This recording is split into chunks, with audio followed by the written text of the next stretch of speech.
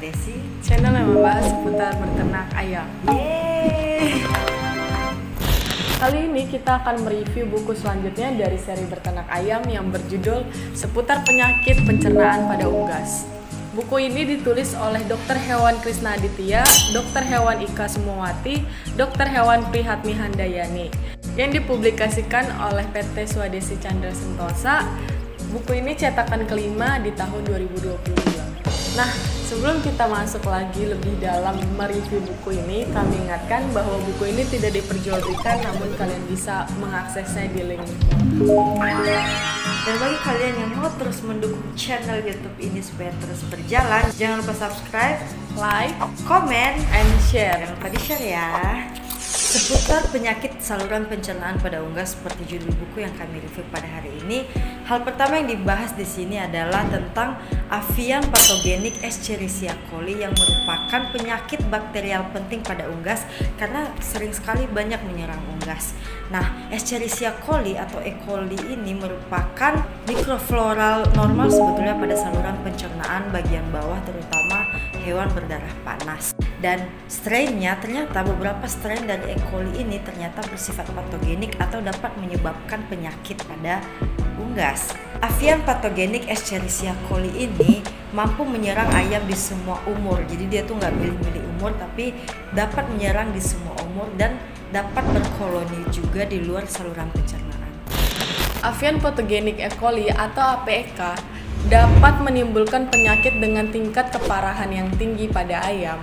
Karena selain mengganggu pertumbuhan, tingkat mortality yang diakibatkannya juga tinggi. Pada ayam yang terserang penyakit ini juga ya dapat meningkatkan angka afkir, menurunkan kualitas karkas biasanya karena selulitis pada ayam broiler, kualitas produksi turun, kemudian kualitas telurnya juga turun, dan terutama pada ayam breeder biasanya akan terjadi penurunan daya tetas dan penurunan kualitas telur. Cara penularan avian patogenik Escherichia coli ini biasanya melalui kontak langsung nih, misalnya hewan yang sakit berkontak dengan hewan yang sehat, maka hewan yang sehat itu akan tertular. Selain itu melalui makanan dan minuman yang terkontaminasi, feses, debu, dan udara yang terkontaminasi, liter juga yang terkontaminasi. Kemudian selain itu faktor pendukung lainnya yang mendukung penularan seperti lingkungan dan cuaca yang ekstrim, imunosupresif, infeksi mikroba, dan juga infeksi virus.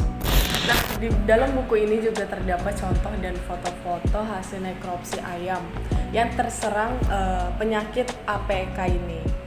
Nah, kalian kalau ingin lebih detail lagi dan berwarna, itu dapat mengaksesnya di link website kami.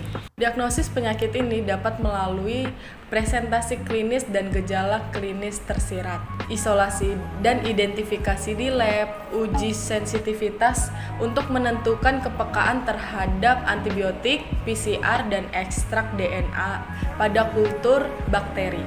Di dalam buku ini juga ada penanganan penyakit, contohnya dosis dan teknis pengobatan yang betul, afkir selektif terutama individu yang parah, dan masih banyak lagi di dalam buku ini cara-cara penanganan penyakit ini. Koksidiosis adalah penyakit parasit yang menyerang sistem pencernaan unggas akibat infeksi protozoa genus Eimeria.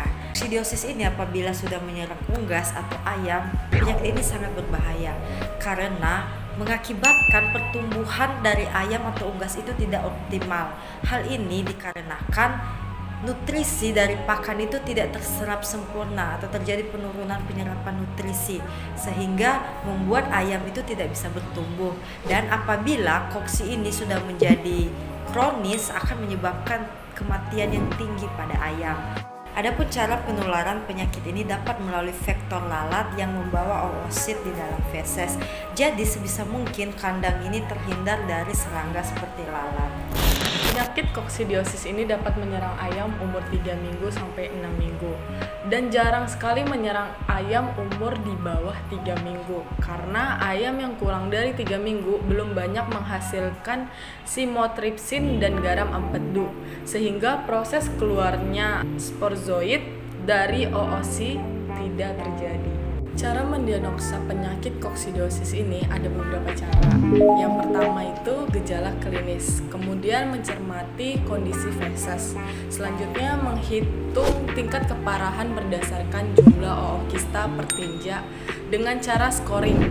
Dan berikutnya kita pengamatan usus dan untuk hasil yang lebih akurat dengan melakukan tes PCR. Gejala klinis dari ayam yang telah terkena koksidiosis ini yang pertama anoreksia atau kekurusan, kemudian depresi, setelah itu bulu berdiri, pial dan jengger menjadi pucat.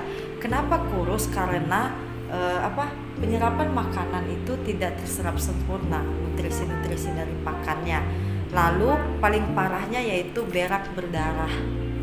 Akibat penyakit koksidiosis ini yang sangat merugikan para peternak unggas, maka pencegahan harus dilakukan dan penanganannya setelah terinfeksi secara maksimal dengan cara 1. Memisahkan flok ayam muda dan ayam tua. Yang kedua, meningkatkan sanitasi dan kebersihan kandang. Dan yang ketiga, ventilasi udara yang baik. Dan masih banyak banget penanganannya yang lebih detail lagi bisa dibaca di buku ini.